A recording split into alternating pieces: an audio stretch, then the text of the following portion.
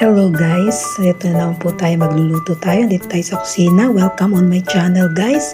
Ito po pala ay meron ako ditong sugpo, meron akong onion, tomato and mamasitas, yung tamarin po, yung pang-asim. Dito po guys ay gagawa tayo ng lutong Pinoy, tawagin nating sinigang na sugpo. Ayan guys, naglagay na po ako dyan ng tubig, tomato, yung asin at saka yung ating onion.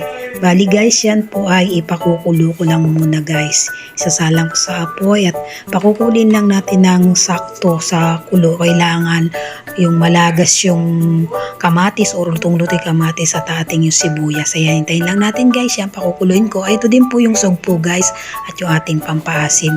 Hintayin lang natin. Ayan guys, at kumukulo na po yung ating magiging sabaw ng ating sugpo or shrimp. Kasi sugpo po kasi malalaki siyang shrimp.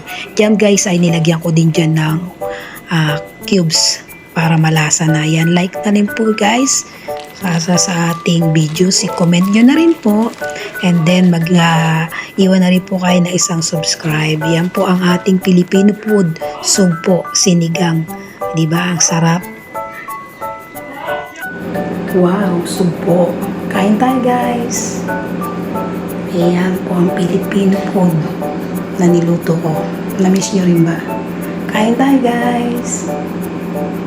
God bless.